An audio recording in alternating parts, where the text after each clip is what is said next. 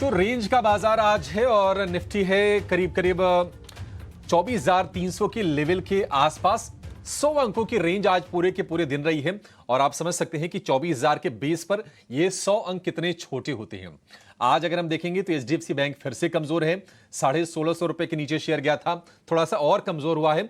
और शुक्रवार की अपनी स्ट्रेंथ को रिलायंस ने और बढ़ाया है, तो एक बड़ा प्लेयर नीचे खींच रहा है, एक बड़ा प्लेयर ऊपर खींचने का काम कर रहा है और उसका साथ दे रहे हैं कंजम्पशन वाले शेयर। आज हम देख रहे हैं कि ITC, HUL, Nestle, Tata consumer, ये तमाम शेयर मजबूती के साथ कारोबार कर रहे हैं। तो क्या बाजार में चरनी का समय हो गया है? आपको भी थोड़ा सा शिफ्ट करना चाहिए बैंकिंग फाइनेंशियल से हट के थोड़ा सा कंजम्पशन की तरफ या फिर बजट वाले थीम के शेयरों की तरफ। ये सब कुछ हम समझेंगे, अगले 1 घंटा बड़ा खास होने वाला है। नमस्कार, आपके साथ मैं हूं अभिषेक सत्यव्रतम और मेरे साथ है मेरे सहयोगी डिम्पी कालरा। तो एक झलक दे देते हैं कि हम करेंगे क्या इस शो में। थोड़ी देर में 2:35 पर हम लेकर आएंगे क्लोजिंग के ट्रेड्स। 2:40 पर ऑप्शंस का चैंपियन होगा। 3 बजे मार्केट एट 3, 3:05 पर डीलिंग रूम का हाल हम लेकर आएंगे। खबर गर्म है। 3:15 पर बीटीएसटी और एसटीबीटी ट्रेड होंगे और 3:20 पर होंगे सारे के सारे इवेंट्स जो बाजार पर असर डालेंगे और कल कहां पर फोकस होगा आपको हम ये बताएंगे। लेकिन चलिए शुरुआत कर लेते हैं। एक बार बाजार की मेजर हाइलाइट्स क्या हैं, 5 बड़ी बातों में समेटकर आपके सामने हम रखते हैं। तो सीमित दायरे में कारोबार हो रहा है। निफ्टी है 24,300 के आसपास। आप देखिए 20 अंकों की हल्की सी कमजोरी है। निफ्टी बैंक हालांकि 200 अंक नीचे आपको दिखेगा। एचडीएफसी बैंक, आरबीएल, वहां से आज भी हम दबाव देख रहे हैं। लेकिन जो कहीं न कहीं बजट वाली थीम है, इंफ्रा वाली थीम है, रूरल कंजम्पशन वाली थीम है, वो बाजार में काम करी है। तो फर्टिलाइजर, रेलवे, टेक्सटाइल, ये सारे के सारे शेयर आज मजबूती के साथ कारोबार करते हुए आपको दिख रहे हैं।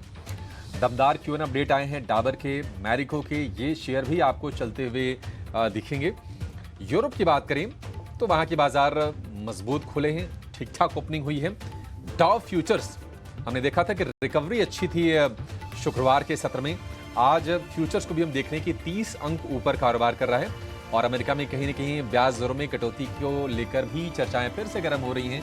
देखते हैं कि वहां से क्या निकल के आता है।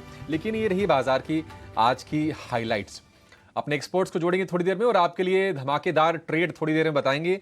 हमारे सभी एक्सपर्ट से 2 बेहतरीन ट्रेड हम समझने की कोशिश करेंगे। लेकिन एक बार वायदा बाजार में किस तरह की रस्साकशी चल रही है बुल्स और बेयर्स के बीच में, जरा ये सिनेरियो समझ लेते हैं। डिम्पी हमारे साथ हैं। डिम्पी, 24,300 का 300, उसमें कोई बदलाव नहीं है। स्टॉक्स में चर्निंग जरूर हो रही है लेकिन 2 हैवीवेट्स, 2 अलग अलग चाल। कैसे देख रहे हैं बाजार को आप अभी भी ऐसे ही रहेगा और आगे भी ऐसे ही रहने के चांसेस हैं। कोई खास बड़ा मूव होगा नहीं और मार्केट को एक जब तक स्ट्रांग नोट पे वो करेक्शन नहीं दिखाता या फिर स्ट्रांग नोट पे ब्रेकआउट नहीं करता तो अगले कुछ दिन ऐसे ही मार्केट के रहने के चांसेस हैं। मैं 2-3 डाटा फिर से आपके सामने क्लियर कर देता हूँ। मैं सुबह से नहीं, कई दिनों से आपके सामने बता रहा हूँ कि 80-85% होने के बाद, अभी 84% जैसे चल रहा है, 84% एफआईज लॉन्ग होने के बाद आपके पास ना स्पेस कुछ ज़्यादा बचता नहीं है। ध्यान रखा जाए, एफआईज और लिक्विडिटी लेड रैली है। इसमें ऐसा कुछ भी नहीं हुआ कि जो पॉलिटिकल फ्रंट पे बहुत अच्छा हुआ हो और इसमें ऐसा कुछ भी नहीं हुआ जो इकोनॉमिक फ्रंट पे एकदम से ऐसी तस्वीर सी पलट गई हो जो इससे पहले तक हमको ना दिख रही हो। क्या चुनाव से पहले, क्या मार्केट में आज से 6 महीने पहले तक, क्या रेलवेज़ को लेके ऑर्डर नहीं थे? क्या ग्रोथ इंडिया के अंदर उस समय 7% जीडीपी की नहीं थी? क्या उस समय इन्फ्लेशन काफ़ी हद तक कंट्रोल नहीं था? क्या सब कुछ था। लेकिन पिछले 6-7 महीने के अंदर, मैं बोलूँगा पिछले लास्ट 1-1.5 महीने के अंदर जो एफआईज का रुख आया वो काफ़ी फास्ट था। दूसरा, ग्लोबल मार्केट्स आपकी काफ़ी हेल्प कर रही थी।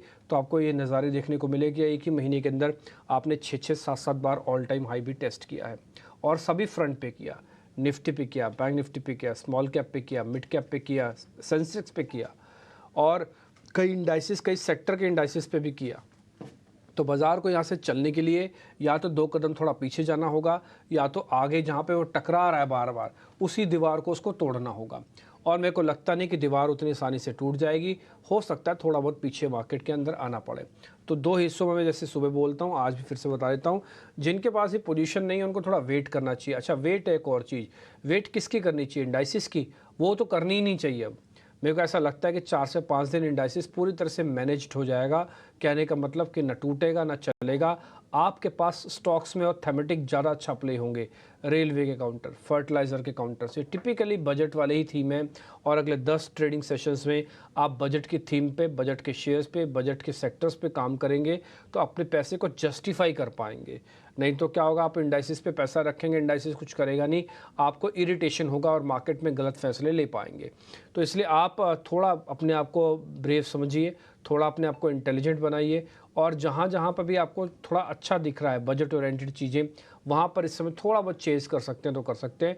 मार्केट पूरी तरह से बड़े प्लेयर्स के हाथ में आके रुक गया है, वो इंडाइसिस में जब तक उनमें बड़ा क्रैक नहीं आता। अब आपको एक छोटी सी बात बताता हूँ, रिलायंस का ब्रेकआउट है, क्या ये नीचे आ सकता है? तो ब्रेकआउट है, कैसे नीचे आएगा? कोई खबर भी तो होनी चाहिए ना नीचे आने के लिए। प्रॉफिट बुकिंग इतनी सीवियर ही नहीं होती। एक दिन रिलायंस गलती से 30 रुपये नीचे आ गया, अगले 1 घंटे में उस 30 रुपये को कवर कर लिए गए। दूसरा, HDFC थोड़ा टूटा है, लेकिन वो 1600 के नीचे जाने के चांसेस कम लग रहे हैं, 1620 1600 पे आके रुक जाएगा। तो फिर से बड़े शेयर लीडरशिप ले आएंगे तो फिर से आपके पास आके प्रॉब्लम हो जाएगी कि भाई मार्केट तो नीचे ही नहीं आ रहा। मार्केट आएगा सिर्फ बड़े शेयर्स के नीचे आने से, और बड़े शेयर्स मार्केट को नीचे लाने नहीं देंगे। ठीक, तो ये सारी चीज़ आपको थोड़े ध्यान रखनी पड़ेंगी। कुछ कुछ खबरें हम आपके सामने जो इंपॉर्टेंट है वो हम ब्रेक भी कर रहे हैं और वो आती रहेगी। टिकर पे भी एक कमर्शियल चल रहे हैं, हटेगा तो हम आपको एक और खबर भी दिखाएंगे जो इंश्योरेंस के रिगार्डिंग है कि Q1 FY25 के कुछ इंश्योरेंस के नंबर आ गए, एनुअल प्रीमियम आ रहा होगा, और भी कुछ एक नंबर्स होंगे जो आपकी स्क्रीन पर भी आएगा, और उनमें जो ग्रोथ आई है वो करीब 19.5% के आसपास की ग्रोथ है। ये YOY बेसिस पर ग्रोथ है, जो टिपिकली सारे इंश्योरेंसेस कंपनीज़ का, यानी कि लाइफ इंश्योरेंसेस कंपनीज़ के प्रीमियम एवरेज प्रीमियम ग्रोथ आती है, तो उसको लेकर हमको यहाँ पे देख पा रहे हैं। देख लेते हैं इंश्योरेंसेस कंपनीज़ का हाल। एक बार इंट्राडे सबके साथ फायर करो तो ICICI Prudential, HDFC life, SBI life, इन 3 के तो खास कर करना। फिर LICI भी करना, ये LIC इंडिया लिमिटेड वाला है जो लिस्ट है, यस ये वाला 1017 वाला है।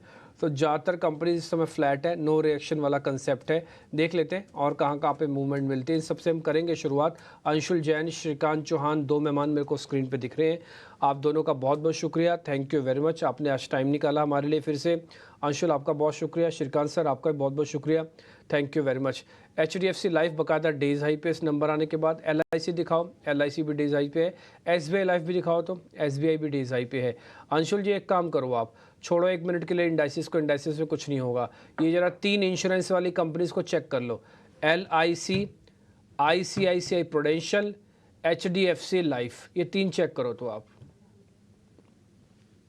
बेबी जी LIC काफी बेहतरीन स्ट्रक्चर लग रहा है, और लगभग तीनों स्टॉक्स की अगर बात करें तो स्ट्रक्चर काफी पॉजिटिव है। LIC इन पर्टिकुलर एक रेंज बाउंड काउंटर है, लेकिन प्रीएम्प्टिव दिख रहा है कि यहाँ पे ब्रेकआउट आएगा। 1023 जैसे निकलता है स्टॉक में ब्रेकआउट बन जाएगा, और ये ब्रेकआउट छोटा मोटा नहीं होगा। ऑलमोस्ट अगर पकड़े तो 102 दिन का ब्रेकआउट होगा, यानी कम से कम 20-22 दिन चलेगा। 20-22 दिन चलने का मतलब है कि 1170 रुपए जो इसका हाई बना हुआ है, इसको बहुत आराम से टेस्ट कर लेगा। ICICI GI मैंने आपके प्लेटफॉर्म पे 2 बार रेकमेंड किया, दोनों बार टारगेट्स हुए थे, लेकिन जो अल्टीमेट टारगेट इसका था 1950 का, ये अभी बचा हुआ है। तो दोनों काउंटर मेरे को बहुत अच्छे लग रहे हैं, दोनों में करेंट मार्केट प्राइस से बाइंग की जा सकती है।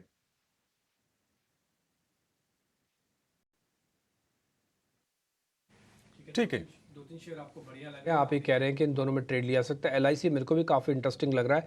देखिए इंश्योरेंस को लेकर, अच्छा आप खुद से सोच के रखिए, एक इंश्योरेंस वाली कंपनी इसके लिए सबसे बेहतर क्या हो सकता है? उसके प्रीमियम की ग्रोथ, उसकी कॉस्टिंग यानी कि जो खर्च कर रहा है वो, और तीसरा उसको जो गवर्नमेंट इंफ्रास्ट्रक्चर मिल रहा है, यानी कि उसमें प्राइवेट और पब्लिक पार्टिसिपेशन में, यानी कि PPP मॉडल में उनको किस तरह से पॉलिसी फ्रेमवर्क हो रहा है। बजट के अंदर इंश्योरेंसेस के दायरे को घटाने की बात तो होगी नहीं, ये तो आप भी जानते हैं, मैं भी जानता हूँ, बढ़ाने की ही बात होगी।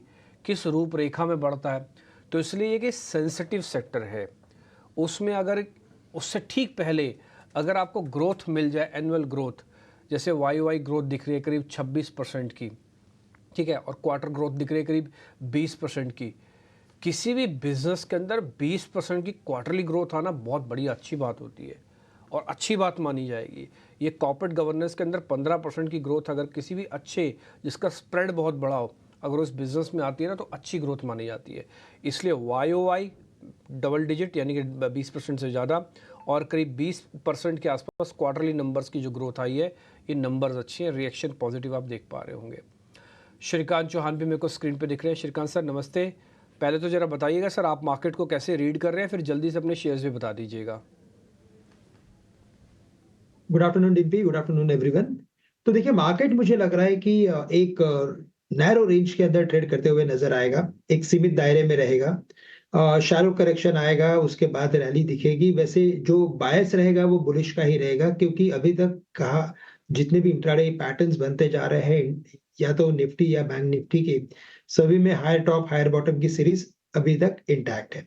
तो इसी वजह से मुझे लग रहा है कि जो मार्केट का ओवरऑल मोमेंटम या मूड रहेगा वो वैसे बुलिश ही रहना चाहिए, बट यस नैरो रेंज में रहेगा। और अगर स्टॉक्स की बात करें तो मुझे लगता है ऑयल एंड गैस स्टॉक्स में काफी अच्छी तेजी बनी है। ये तेजी और बरकरार रहेगी, और इनफैक्ट फ्रेश मोमेंटम इसमें जनरेट हो रहा है।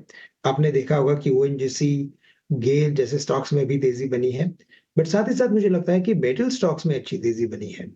और यहाँ पे नेशनल एल्यूमिनियम ये स्पेसिफिकली काफी अच्छा एक ट्रेडिंग पैटर्न बना के अपने टेक्निकल ब्रेकआउट में आ चुका है। तो करंट लेवल से अगर मैं नैल्को को खरीदता हूँ, नेशनल एल्यूमिनियम को, तो 204 205 के करीब ये ट्रेड कर रहा है। करंट लेवल से मैं इसे खरीदने की राय रखूंगा। जो हमें स्टॉप लॉस रखना है वो हम रखेंगे 197 का।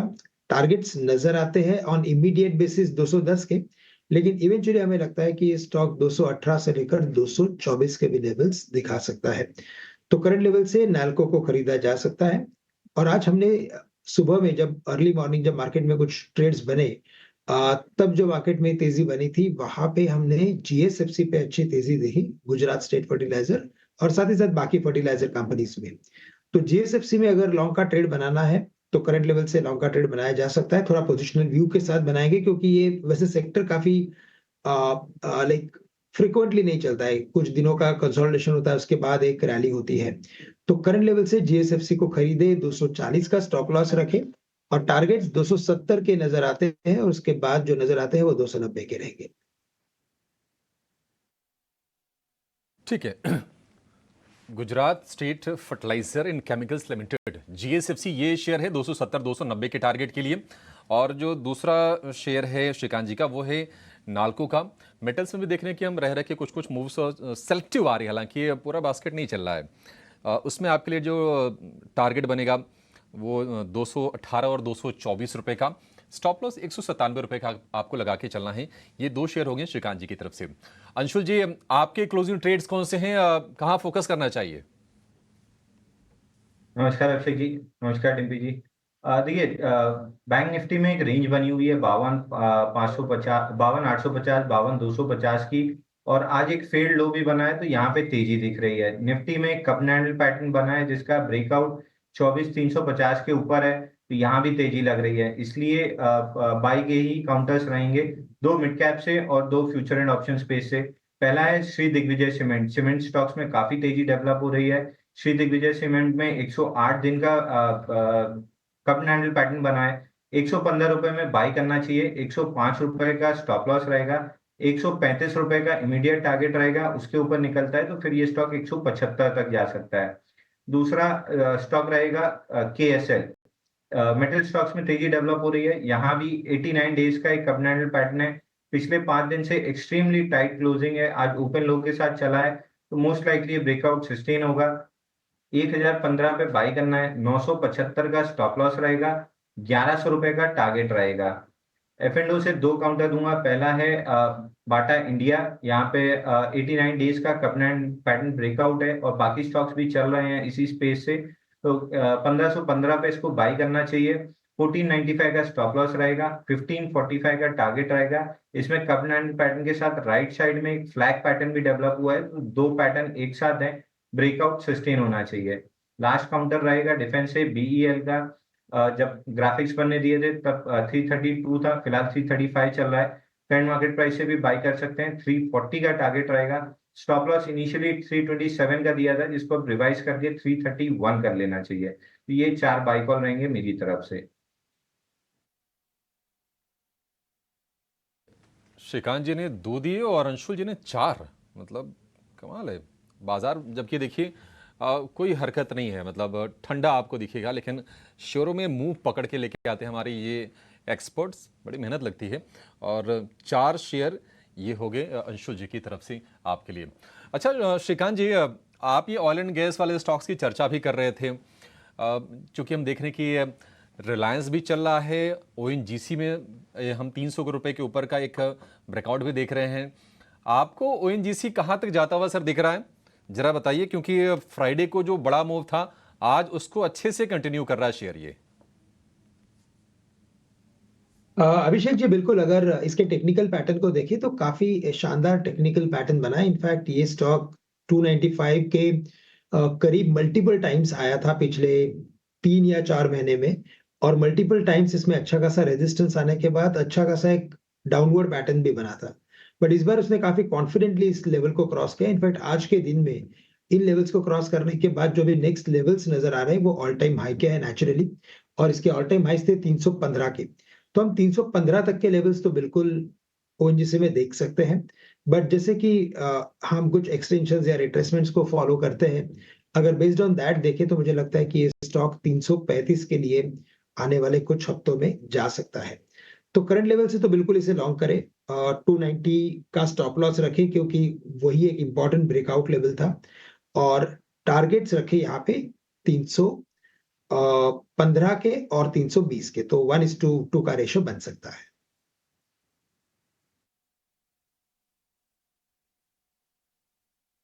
ओके ठीक है, ओएनजीसी ने 300 के लेवल को पार किया, और इसके अलावा आपको जो रिकमेंडेशंस तो मिल ही रही है। स्पेसिफिक होइएगा, अच्छे से ट्रेड कीजिएगा और बढ़िया शेयर आपको अच्छे ट्रेड मिलते जाएंगे।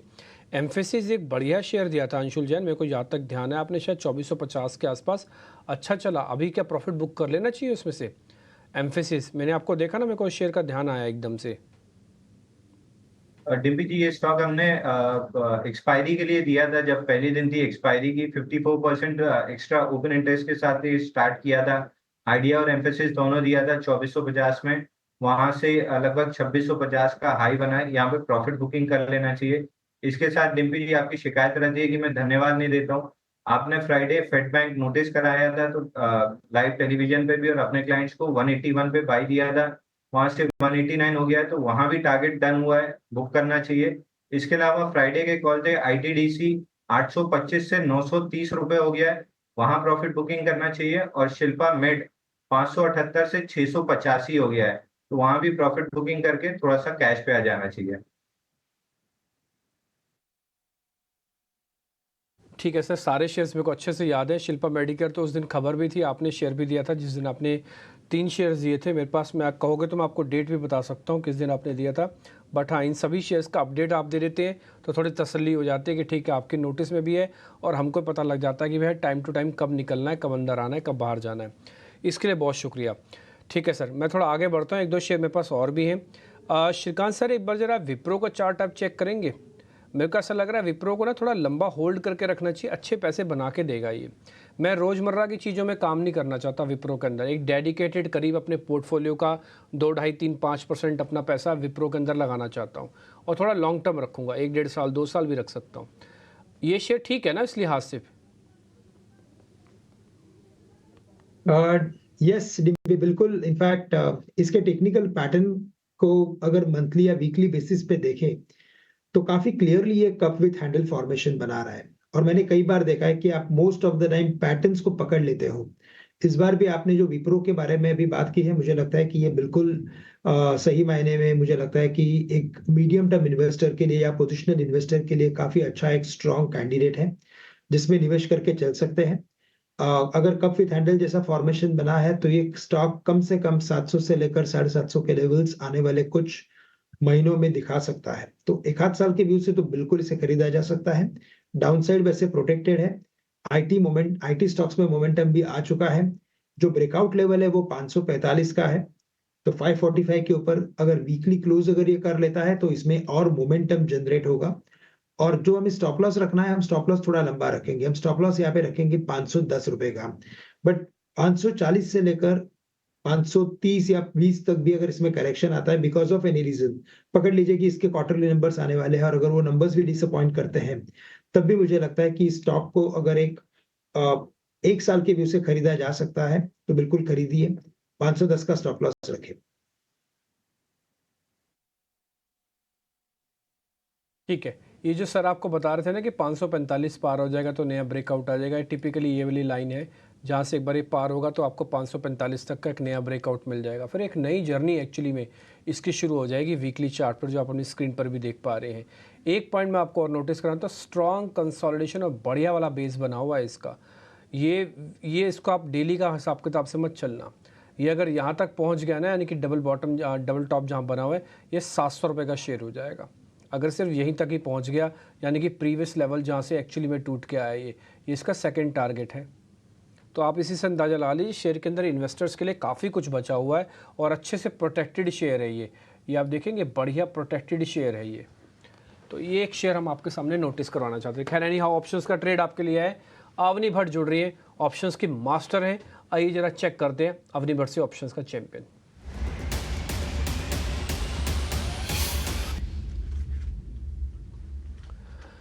अवनी जी क्या ढूंढ के लाए हैं आप? मैं तो ईगरली वेट कर रहा था कि अवनी भट्ट आए और एक ऑप्शंस का ट्रेड बताएं।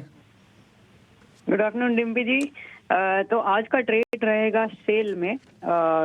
तो सेल में अगर हम देखें तो पिछले काफी दिनों से जो 150 का एक कंजेशन जोन था, उस कंजेशन जोन के ऊपर क्लोज दिया था फ्राइडे को, और आज भी उस लेवल के ऊपर टिका हुआ है, सस्टेन कर रहा है।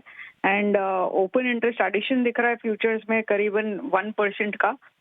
तो मेरे हिसाब से यहाँ से अभी आज थोड़ी सी सुस्ती है स्टॉक में, ऊपर ही है लेकिन फिर भी ज़्यादा मोमेंटम नहीं है, लेकिन धीरे धीरे वॉल्यूम पिकअप हो रहा है। तो यहाँ से अभी सेल एक बड़ी अच्छी उछाल देने की तैयारी में है।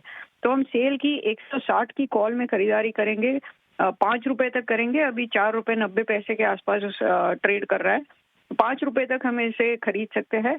ऊपर टारगेट रहेगा 8.5 रुपए का, और स्टॉप लॉस लगाना है 3 रुपए 40 पैसे का। तो इसमें अधिकतम मुनाफा है 14,000 का, और मैक्सिमम रिस्क है वो सीमित रहेगा 6,400 रुपए तक। तो रिस्क रिवॉर्ड बहुत बेहतरीन है इस स्टॉक में। तो सेल के साथ चलेंगे आज। ठीक है, सेल के साथ रहेंगे। एक बार जरा आवरली चार्ट भी दिखाना जो मैंने ड्रॉ किया है सेल का। मेरे को भी लग रहा है एक मोमेंटम जनरेट होके आएगा और ये आपको 160 वाली कॉल ये अच्छा रिटर्न दे सकती है। ये actually slightly out of the है, क्योंकि अभी जो भाव चल रहा है वो 156 रुपये का चल रहा है, और आपको जो स्ट्राइक कॉल दी गई है वो 160 रुपये की दी गई है। वजह मैं आप दिखाता हूँ, जैसे मेरा चार्ट आपकी स्क्रीन पर आएगा ना, आप देखेंगे कि डाउनवर्ड स्लोपिंग का एक बढ़िया वाला ब्रेकआउट और स्ट्रॉन्ग बेस भी है इसके पास। ये मैंने आर्ली चार्ट कर दिया, क्योंकि आप ऑप्शंस में डेली वीकली मत देखा करो। ऑप्शंस में तो मैक्स टू मैक्स आर्ली देखना चाहिए, मैक्स टू मैक्स आर्ली, और उसके अंदर आपको बढ़िया से अच्छे से दिख जाएगा। आप यहाँ पे देखोगे ना तो आपको एक स्ट्रॉन्ग बेस दिखेगा यहाँ पे बनता हुआ, और ये काफ़ी अच्छे से ब्रेकआउट भी किया हुआ है। देख रहे हैं आप, ये थोड़ा साइडवेज हो गया है, नहीं तो ये अच्छा मोमेंटम है और कंटिन्यू करके आपको इस लेवल तक भी ला सकता है, 165 170 तक भी। तो आप चाहें तो इसका बेनिफिट उठाइए, लेके आइए वापस से ट्रेड जो अवनी भट्ट ने आपको बताया उस वाली प्लेट को। अब इस चार्ट को हटाइएगा जरा। 160 की स्ट्राइक है, 8.5 रुपये का तक का टारगेट है, 5 रुपये के अंदर अंदर में मिल जाएगी। लेना चाहो तो अभी ले सकते हो, अगर आपको BTST करना हो तो, नहीं करना हो तो कल सुबह भले देख लेना। और आपको 3.5 रुपये का एक स्टॉप लॉस लगाना होगा। कैलकुलेशंस में प्रॉफिट लॉस हमने लिख दिया। अवनी बहुत बहुत शुक्रिया, थैंक यू वेरी मच ये पूरा ट्रेड बताने के लिए। ब्रेक लेना है, एक छोटा सा ब्रेक ले लेते हैं। जब ब्रेक के बाद लौटेंगे वापस तो 2 मेहमान मेरे साथ बने हुए हैं, दोनों का फ़ायदा हम भरपूर लेंगे।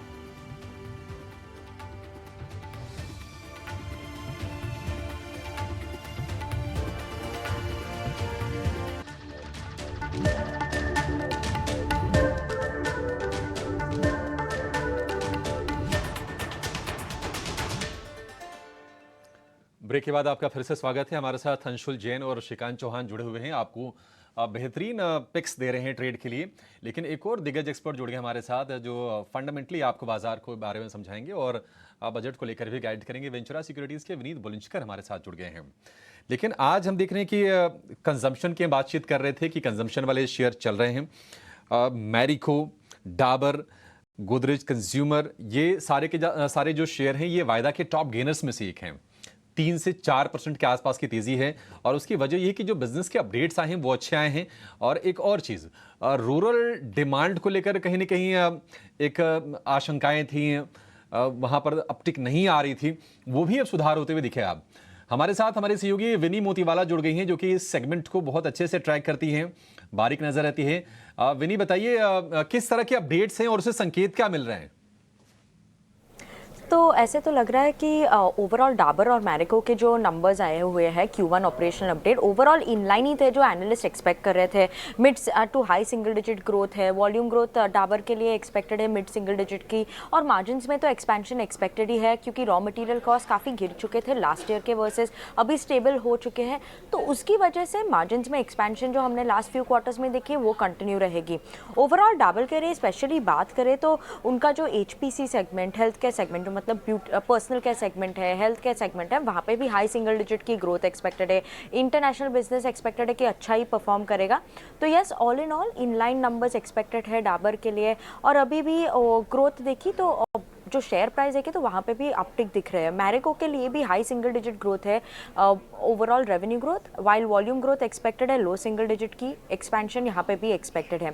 अडानी विल्मर में भी स्ट्रॉन्ग ग्रोथ एक्सपेक्टेड है। तो यस, ओवरऑल बात करें रूरल थोड़ी रिकवर हो रही है, ऐसे डाबर की कमेंट्री में भी आई है, बात चल रही है। तो यस, रूरल रिकवरी एक इंपॉर्टेंट फैक्टर जो हम वॉच आउट कर रहे हैं और आगे जाते हुए कमेंट्री भी इसके ऊपर काफ़ी इंपॉर्टेंट होगी। पर अभी तो इनलाइन Q1 ऑपरेशनल अपडेट आई हुई है, इसीलिए स्टॉक्स भी बस कर रहे हैं। ठीक है, तो ये तमाम कंपनीज के अच्छे अपडेट आए हैं बिजनेस के और शेयर चल भी रहे हैं। विनीत सर, खास तौर से जो रूरल फोकस वाली कंपनीज हैं, मैरिको, डाबर, इमामी, यहाँ पर अपडेट्स बढ़िया आ रहे हैं। आप जरा बताइए कि बजट तक अगर कंजम्पशन थीम को किसी को फोकस में लेकर चलना है तो आपको कौन से शेयर्स अच्छे लग रहे हैं यहाँ से? कि हमें Marico, Tata consumer, Emami and Jyoti laboratories अच्छे लगते हैं। अब लीवर भी थोड़ा ऐड कर सकते हैं क्योंकि लीवर में ज्यादा डाउनसाइड नहीं है। तो ये 4-5 स्टॉक हम रिकमेंड करेंगे आपको लेने के लिए। इसके अलावा आप जोमेटो भी ऐड कर सकते हैं। जोमेटो में लॉन्ग टर्म तेजी है, उनका कोई कंपटीशन नहीं है, ट्रिमेंडस मोड्स है और अभी उनके ब्लिंकिट की बिजनेस भी काफी अच्छी कर रही है। तो डार्क कॉमर्स, क्विक कॉमर्स सब अच्छी तरह से चल। जोमेटो भी पसंद है और कुछ और नाम जो सर ने आपको बताए हैं उसको आप ध्यान में रखिएगा। श्रीकांत जी, ऑयल एंड गैस में जरा एक बार आप गेल चेक कीजिए। गेल दिन के ज्यादातर हिस्से में इसने लाल निशान में कारोबार किया है। अभी थोड़ी देर पहले एक बढ़िया मोमेंटम इसमें आया है, 230 रुपए के आसपास का भाव है। गेल यहां से और गर्म होगा, क्या लग रहा है आपको? बिल्कुल। तो देखिए, गेल या कोई भी ऑयल एंड गैस के स्टॉक को आप टेक्निकली देखते हैं तो एक बात काफी क्लियरली नजर आती है, वो यही है कि ये सभी स्टॉक अपने हायर लेवल्स के आसपास ट्रेड कर रहे हैं, हायर लेवल्स पे ही कंसोलिडेट कर रहे हैं और ब्रेकआउट के बाद इसमें काफी अच्छी खरीदारी आ रही है। जैसे इसका टेक्निकल पैटर्न बना है गेल का, मुझे लगता है कि now the stock is very close to its climax level, यानी कि 233-234 के करीब जब एग्जिट पोल्स के जब नतीजे आए थे तब इसने हाईएस्ट लेवल्स बनाए थे और तब ये स्टॉक काफी ऊपर था, यानी कि लगभग 20% के करीब ऊपर था ये स्टॉक उस दिन। और उसके बाद इसमें एक बड़ी गिरावट आई थी रिजल्ट के, इलेक्शन के रिजल्ट्स के दौरान।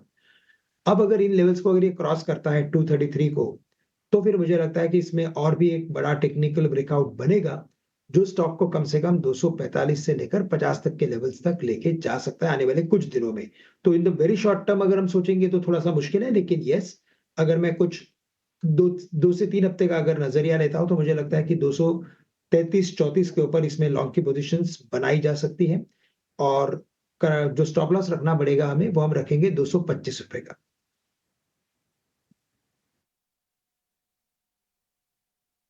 गेल को लेकर ये व्यू है, लेकिन विनीत सर आपसे ना जरा रेलवे को लेकर एक बार आपसे राय जानना चाहेंगे। देखिए, कई बार तेजी ना परेशान भी करती है, अब रेलवे वाले शेयर यही कर रहे हैं, 17%, 18% बताइए। आज RVNL का शेयर ऊपर है और बाकी शेयर भी फुल स्विंग में चल रहे हैं। तो लोग अब ये पूछ रहे हैं कि क्या करें, एक एक तरफ बजट है, खबरें आ रही है कि नहीं 3 लाख करोड़ रुपए का वहां पर आवंटन आएगा। वंदे भारत, अमृत भारत, ये तमाम कंपनीज को लेकर भी खबरें आ रही हैं, तमाम ट्रेनों को लेकर। आपका सेंस क्या कहता है सर कि ये शेयर यहां से चलते रहेंगे या जिनको प्रॉफिट हो रहा है वो प्रॉफिट टेकिंग कर लें? नहीं, हमारी राय ये रहेगी कि आपको थोड़ा प्रॉफिट तो बुक करना ही चाहिए। और वैल्यूएशंस थोड़े हाथ के बाहर हो गए।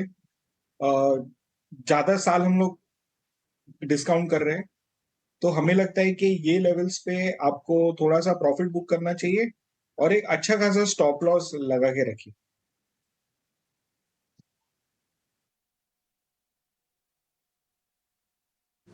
कुछ और स्टॉक्स भी देखते हैं। देखिए, मैं फिर से आपको एक बात क्लियर करता हूँ, थोड़ा स्पेसिफिक होना पड़ेगा इस समय।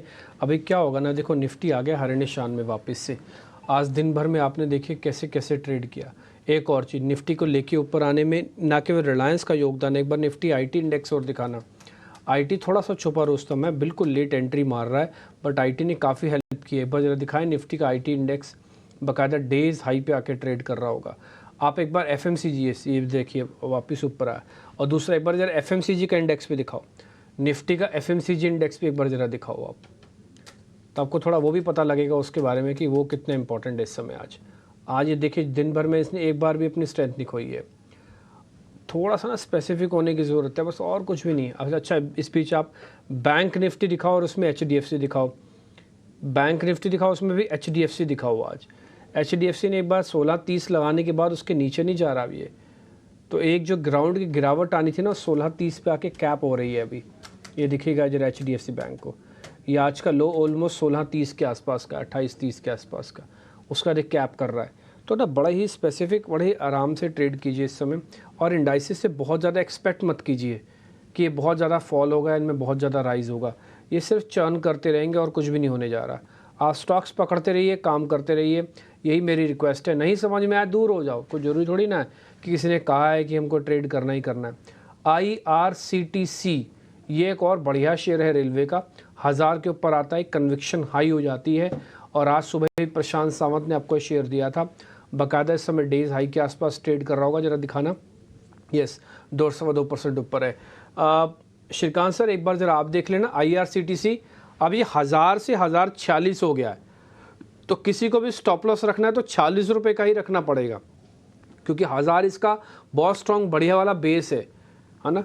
तो सर मेरे को टारगेट बताइए, अगर मेरा रिस्क रिवॉर्ड कुछ अच्छा है तो मैं यहाँ पे लूँ, अगर मेरा रिस्क रिवॉर्ड अच्छा नहीं है तो फिर मेरे लिए 40 रुपये चल के मेरा रिस्क रिवॉर्ड ख़राब कर चुका है। बिल्कुल, तो सही कहा आपने कि 1000 से लेकर 1040-45 के लेवल्स इसने कई बार रीटेस्ट किए हैं। इनफैक्ट मैं कहूंगा कि अगर एक हॉरिजॉन्टल लाइन अगर हम ड्रॉ करते हैं तो समझ में आता है कि 1045 से लेकर 50 के अंदर इसमें काफी बड़ा रेजिस्टेंस है। लेकिन ओवरऑल फॉर्मेशन और वॉल्यूम को देखते हुए मुझे लगता है कि इसमें भी एक तेजी बन सकती है। अभी मई के मंथ में ये स्टॉक 1140 के करीब था, वहां से लगातार गिरते हुए 850 हुआ था। और अगर बाकी रेलवे स्टॉक्स के कंपैरिजन में देखें तो इसमें काफी अंडर परफॉर्मेंस बना हुआ है in last 6 months of time. वैसे अगर आप ओवर द पीरियड देखें तो IRCTC ने गजब का रिटर्न दिया है, लेकिन अगर आप पिछले 6 महीने का ट्रेंड देखें तो ये काफी अंडर परफॉर्म कर रहा था। मुझे लगता है कि अभी इसमें वापस फ्रेश खरीदारी हो सकती है और ये स्टॉक कम से कम अपने 1120-1140 के प्रीवियस हाइज तक बिल्कुल जा सकता है। तो रिस्क रिवॉर्ड रेशियो मैं कहूंगा कि अभी भी अच्छा है। ओवरऑल सेक्टर में भी मोमेंटम बना है तो स्टॉप लॉस होने के चांसेस कम हो जाते हैं। तो 1000 का स्टॉप लॉस रखें, करंट लेवल से खरीदे और 1140 का टारगेट रखें।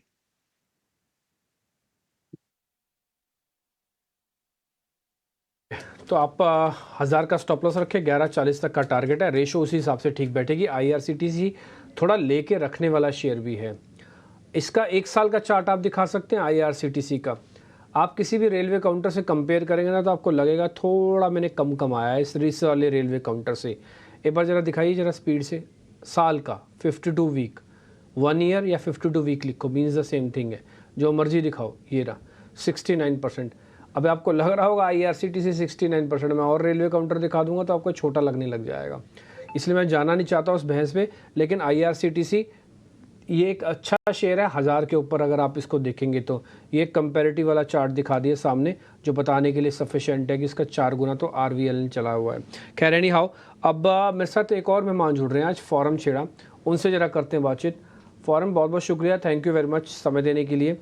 पहले आपकी अपनी स्टडी क्या है, आपके अपने शेयर्स कौन से, पहले वो बताइए, फिर मेरे पास 2-3 शेयर है, मैं आपसे पता करूँगा।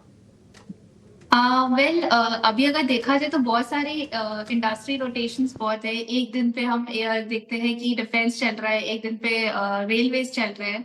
तो फिलहाल जो ट्रेंडिंग मोमेंटम में है, डेफिनेटली डिफेंस स्पेस है, रेलवेज है, और इवन फर्टिलाइजर्स, आज फर्टिलाइजर्स अच्छा कर रहे हैं, एग्रो केमिकल बेस्ड वो है, सम ऑफ द इंजीनियरिंग स्टॉक्स। तो आप देखोगे आज तो बहुत वाइड रेंज में आपको mid cap small cap space में स्टॉक्स मिल रहे हैं जिसमें मोमेंटम है। तो ओवरऑल एक मिक्स्ड प्ले है, और स्पेसिफिकली इवन इंडस्ट्री जैसे wood, Century Ply, Green Ply, ये सारे भी अभी इनफैक्ट थोड़े बहुत देख रहे हैं, जैसे पेपर चल रहा है वैसे।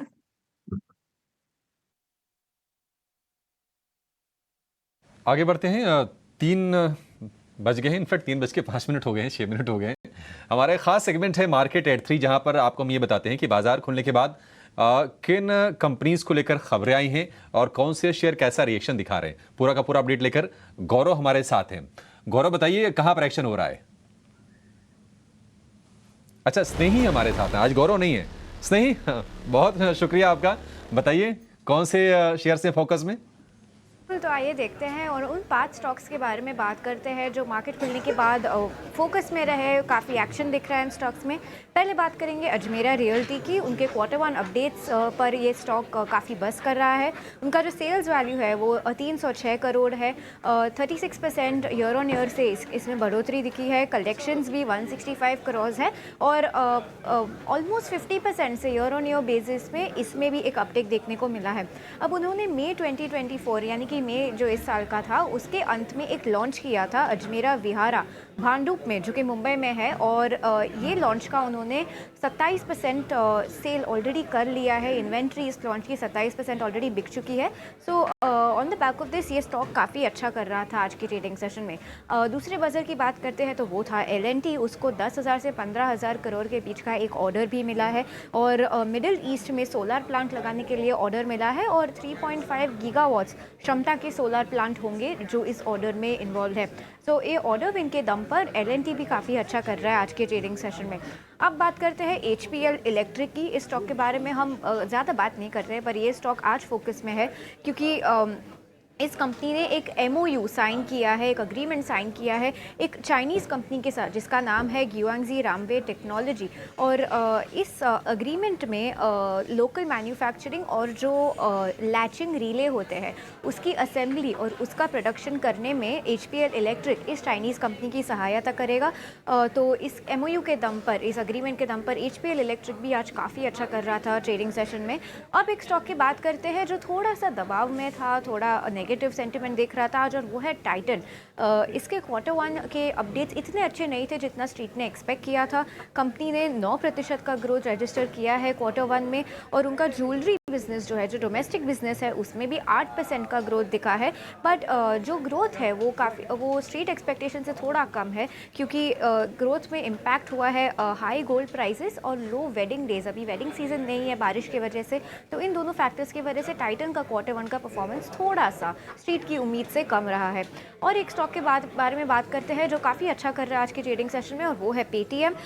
उसके जो फाउंडर है विजय शेखर शर्मा, उन्होंने ऐसा कहा है कि उनका एस्पिरेशन, उनकी उम्मीद है कि वो पेटीएम को $100 बिलियन जितनी बड़ी कंपनी बना सके। तो इस पॉजिटिव कमेंट्री पर पेटीएम भी काफ़ी अच्छा कर रहा है आज के ट्रेड में। शेयर तो आपके लिए हो गए, और आप देखिए लगभग हर शेयर बड़ा मूव दिखा रहा है, चाहे नीचे की ओर या फिर ऊपर की ओर। टाइटन, HPL इलेक्ट्रिक, इसके अलावा हम देख रहे हैं कि अजमेरा रियल्टी, ये तमाम शेयर फोकस में है। पेटीएम 470 रुपये का हो गया। सुबह के सत्र में हम चर्चा भी कर रहे थे कि क्या इसको लेना है, तब ये शेयर 440 रुपये के आसपास का भाव था, और हमारे रिकमेंडेशन भी थी हमारे एक्सपर्ट्स के जरिए। लेकिन एक काम करते हैं, हमारे सहयोगी शरद दुबे भी जुड़ गए हैं, और शरद के पास से डीलिंग रूम का हाल, वहां क्या चल रहा है, किन कंपनीज को लेकर खबर गर्म है, ये शरद बताएंगे।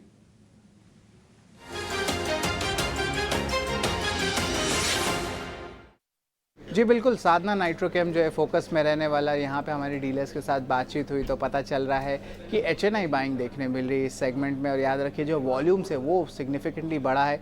7 टाइम्स 20 डे एवरेज वॉल्यूम्स आया है और आज दिन के ट्रेड में लगभग 10 करोड़ रुपए का डिलीवरी वाले शेयर्स में भी एक्सचेंज हैंड्स हुए हैं। इंटरेस्टिंग देखा जाए तो स्टॉक अपने 3 मंथ हाई लेवल्स को टच किए हैं। और हमने थोड़ी चैनल चेक्स की तो यहाँ पे 2 अहम बात सामने आ रही है।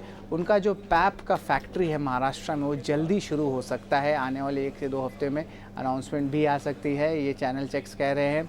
और इंटरेस्टिंगली हमने जो है आपको इसी स्टॉक के बारे में खबर में बताया था पहले कि anti dumping duty paracetamol drug पे लग सकती है और कंसल्टेशन प्रोसेस चल रही थी। तो अब जो है ओवरऑल इलेक्शंस के बाद स्ट्रीट एक्सपेक्ट कर रहा है कि अनाउंसमेंट आ सकती है। अब ये अनाउंसमेंट आएगी तो कंपनी को फ़ायदा इसलिए होगा क्योंकि कंपनी जो है रॉ मटेरियल मैन्युफैक्चर है इस प्रोडक्ट के लिए, तो इस एंटी डंपिंग ड्यूटी से कंपनी को फ़ायदा होगा।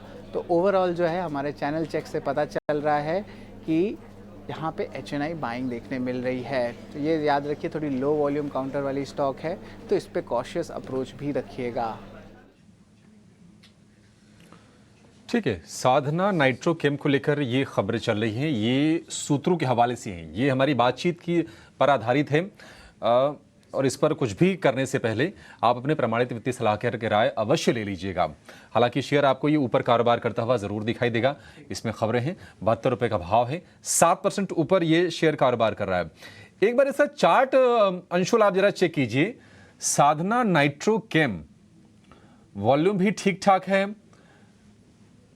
ठीक है, अंशुल नहीं है, श्रीकांत हमारे साथ हैं। श्रीकांत बताइए, साधना नाइट्रोकेम जरा एक बार चार्ट चेक कीजिए, कैसा लग रहा है आपको शेयर ये?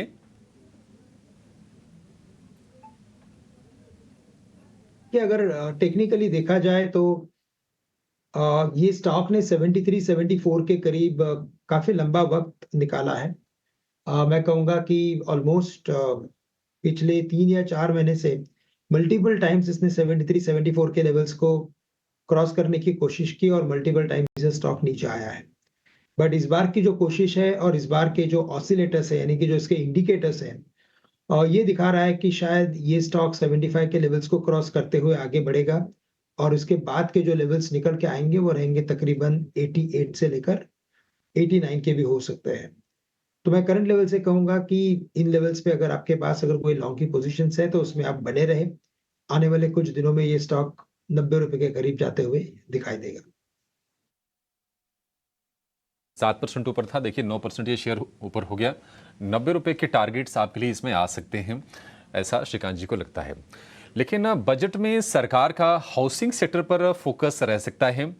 ET नाउ स्वदेश को जो एक्सक्लूसिव जानकारी मिली है उसमें यह है कि कुछ बड़े ऐलान किए जा सकते हैं सरकार की ओर से और घर खरीदारों को ब्याज में छूट सरकार बढ़ा सकती है। पूरी खबर क्या है, क्या जानकारी है, हमारे साथ हमारे सहयोगी प्रकाश प्रियदर्शी जुड़ गए हैं।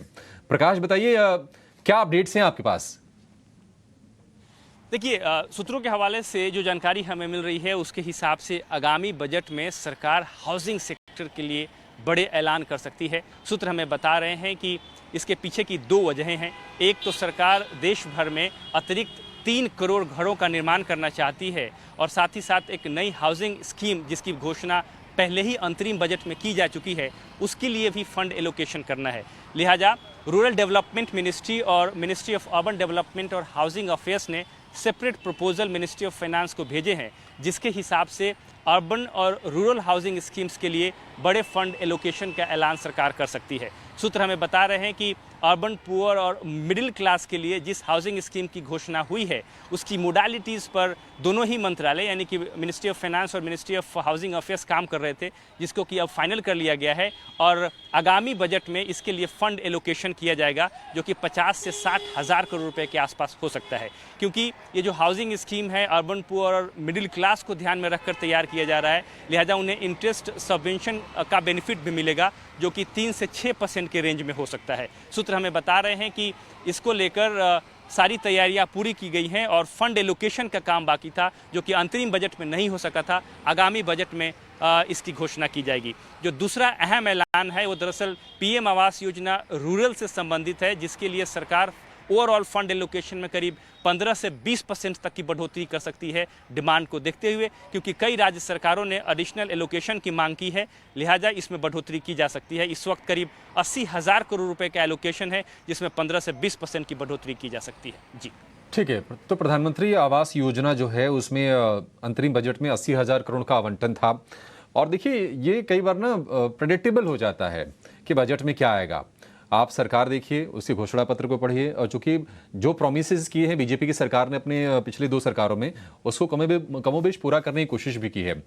आपसे एक रिएक्शन इस पर चाहेंगे, टिप्पणी चाहेंगे विनीत सर। ये हाउसिंग वाले शेयर, रेलवे वाले शेयर, इंफ्रा वाले शेयर, ये तमाम वो सेगमेंट है जो लोगों को अंदाजा होता है, और ये शेयर देखिए चले भी हैं। मतलब बजट का इंतजार नहीं है कि बजट आएगा, ऐलान होगा, फिर हम कुछ करेंगे। लोग पहले से ही अज्यूम कर लेते हैं। आपके हिसाब से क्या रणनीति अपनाएं इनमें? और हाउसिंग में आपको लगता है कि अभी भी ऐसे कोई हिडन जेम्स हैं, कोई मल्टी बैगर्स हैं यहां से वैल्यूएशन के हिसाब से, जहां पर मौके बन सकते हैं? आपको पहले अफोर्डेबल हाउसिंग की बात करता हूँ। मुझे लगता है कि Aadhaar home finance, PNB housing finance, ये 2 शेयर है, बहुत बढ़िया है। कैनफिन होम भी है। ये 3 स्टॉक्स हमें लगता है काफी अच्छा परफॉर्म करेंगे आगे जाके। आप देखोगे कि इंडिया में जो लार्ज टाउन्स में इन्वेंट्री लेवल सबसे लो लेवल पे है, तो हम एक्सपेक्ट कर रहे हैं कि यहाँ से और भी नए प्रोजेक्ट्स लॉन्च होंगे। डिमांड भी काफी स्ट्रांग है, और इसकी वजह से सबसे इनिशियल बेनिफिशियरी जो होता है वो अफोर्डेबल हाउसिंग कंपनीज होती। तो हमें लगता है कि ये बहुत बेहतरीन परफॉर्म करेंगी, और जैसे मैंने 3 स्टॉक आपको बताए, ये हमें अच्छे लगते हैं। जहां तक रेलवे इंफ्रास्ट्रक्चर स्टॉक्स का सवाल है, हमें लगता है कि वैल्यूएशन थोड़े ज्यादा महंगे हैं। हमें लगता है कि ये मुनासिब लेवल्स नहीं है बाइंग करने के लिए। अगर आपके पास स्टॉक है तो टाइट स्टॉप लॉस लगा के इसको आप राइड कर सकते हैं। तीसरी चीज आपने कहा इंफ्रास्ट्रक्चर कंपनीज।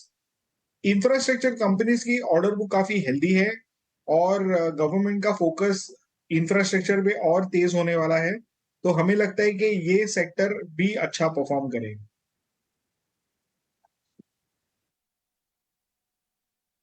चलिए, ये तमाम स्टॉक्स अपने फोकस में रखिए। एक छोटे से ब्रेक के लिए यहां पर रुकेंगे और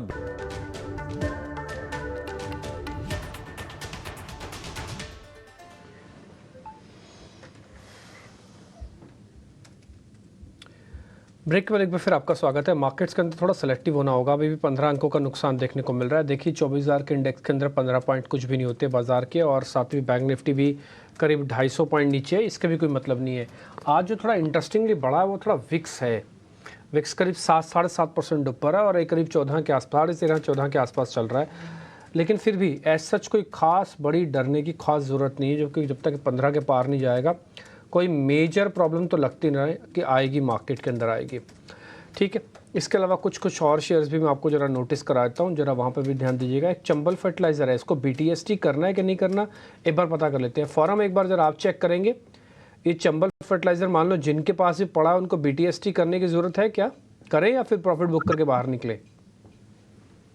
नहीं, इनफैक्ट BTST में वो ले भी सकते हैं। इनफैक्ट अगर आप देखोगे ये पूरी इंडस्ट्री में थोड़ा मोमेंटम पिकअप हो रहा है, और चंबल एक सेफ स्टॉक है अगर ट्रेड करना हो तो भी। इनफैक्ट ये लेवल्स पे ले सकते हैं, या फिर जिनके पास है वो होल्ड कर सकते हैं।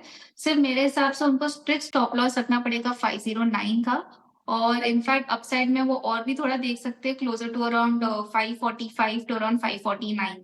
तो BTST हिसाब से गुड स्टॉक। अगर वॉल्यूम्स भी देखेंगे तो आज रिलेटिवली हाई है, जो सपोर्ट कर रहे हैं प्राइस मोमेंटम को, तो मेरे हिसाब से लेना चाहिए। ठीक है, आपके हिसाब से लेना चाहिए। अच्छा, दूसरा श्रीकांत चौहान है। एक बार श्रीकांत सर, एक बार जरा इन्फोसिस चेक करना। आज डेज हाई पे IT इंडेक्स को बंद कर रहा है। इन्फोसिस कल और सपोर्ट करेगा क्या? बिल्कुल। तो देखिए, अगर ओवरऑल निफ्टी IT की बात अगर करें तो यहाँ पे बिल्कुल अच्छा तेजी का मोमेंटम बनते जा रहा है। लगातार ये स्टॉक अपने प्रीवियस हाइस को बार-बार क्रॉस करे, और जैसे भी हमने थोड़ी देर पहले बात की थी विप्रो की, हमें लगता है कि इन्फोसिस भी अपने क्रूशियल लेवल्स के काफी नजदीक आ चुका है, और इन लेवल्स के ऊपर ट्रेड करना, यानी कि वापस 1700 सवा 1700 के लेवल्स के रेंज में जाने जैसी एक बात बनेगी, तो करंट लेवल से तो मुझे लगता है कि बिल्कुल इन्फोसिस में भी तेजी बनेगी, लेकिन फिलहाल वो स्टॉप लॉस से काफी दूर है। तो यहाँ पे हम तो कहेंगे कि आप अगर कुछ लॉन्ग पोजीशंस बनानी है तो टेक महिंद्रा या एचसीएल टेक्नोलॉजी जैसे स्टॉक में खरीदारी की जा सकती है। एचसीएल टेक्नोलॉजी स्पेसिफिकली अगर देखा जाए तो पिछले 2 दिनों से 1505 1500 के करीब एक डबल बॉटम जैसा फॉर्मेशन बना के बार-बार अपवर्ड ट्रेंड में कन्वर्ट हो रहा है, तो करंट लेवल से एचसीएल टेक्नोलॉजी को खरीदा जा सकता है 1500 के स्टॉप लॉस के साथ। टारगेट्स नजर आते हैं 1600 रुपए के।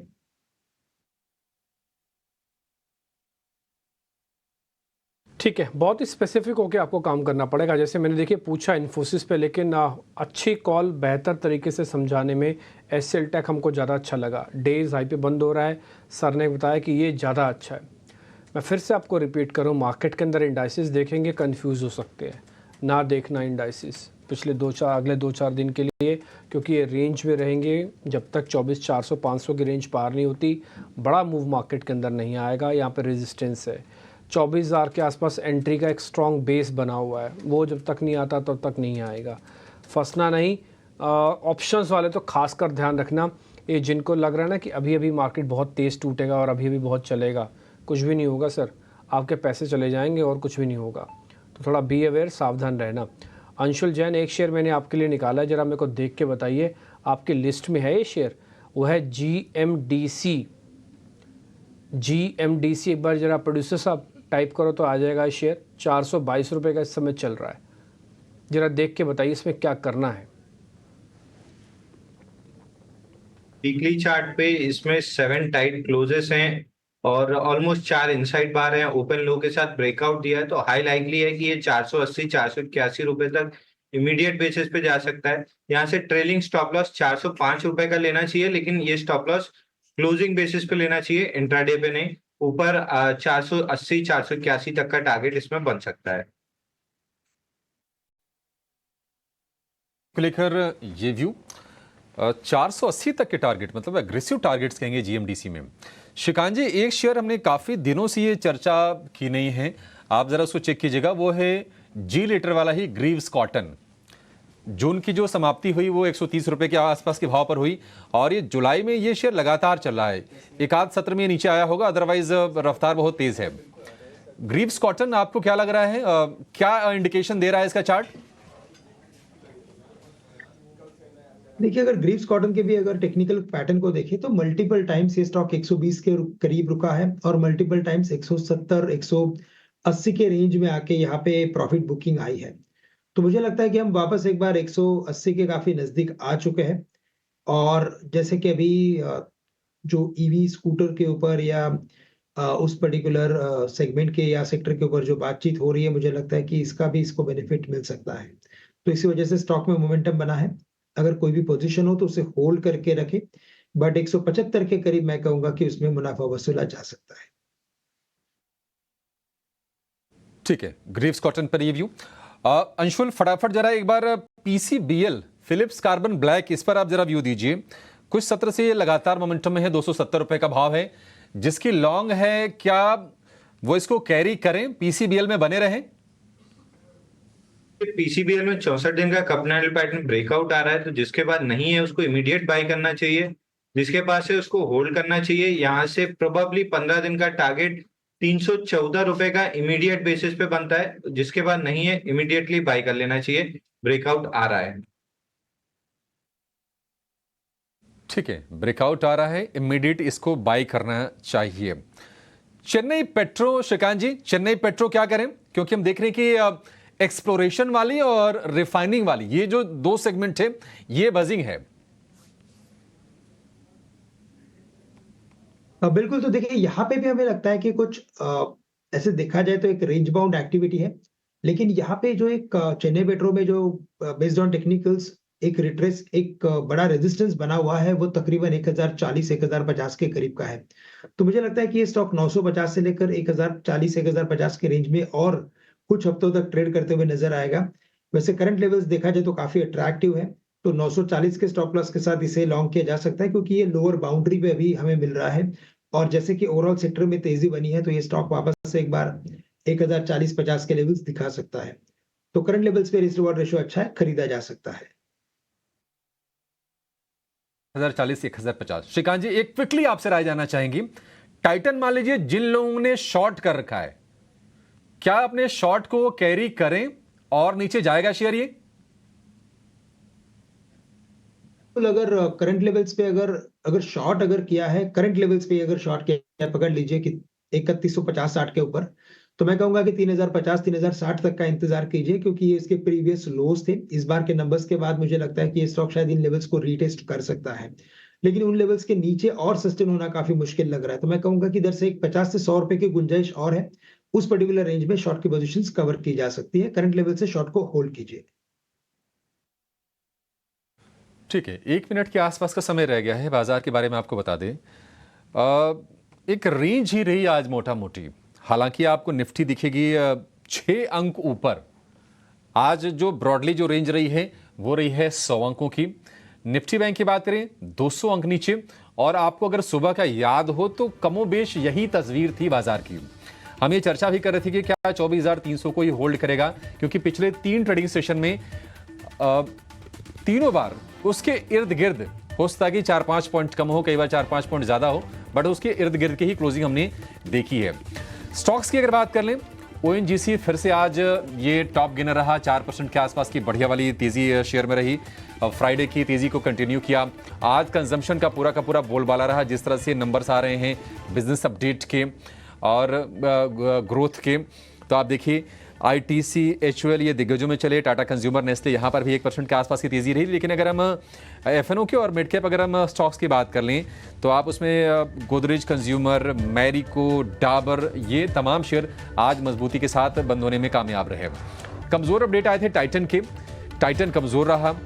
फार्मा में भी कुछ शेयर कमजोर रहे, सिप्ला, डिवीज लैब जैसे कुछ शेयर कमजोर रहे। मेटल्स में टाटा स्टील हो गया, जेएसडब्ल्यू स्टील हो गया, यहाँ पर आज हमने कमजोरी देखी है। और वैसे भी जो एडवांस डिक्लाइन का जो रेशियो रहा वो मंदी के खिलाड़ियों के पक्ष में थोड़ा सा झुका हुआ ज्यादा था। 1515 शेयर देखिए एनएसई के डिक्लाइन से, एडवांसेस से 998 शेयर। तो कहीं ना कहीं 2 शेयर 2 विपरीत दिशाओं में चलते हुए आरआईएल आज हमने देखा कि तकरीबन 1% ऊपर था। हालांकि बंद होते होते जो बढ़त रह गई है वो रह गई है करीब आधे % के आसपास की। और एचडीएफसी बैंक की अगर बात करें, ये एक और हैवी वेट, यहाँ पर आधे % के आसपास की गिरावट रही। वेटेज के लिहाज से लगभग बराबरी का मामला है दोनों इन कंपनीज का।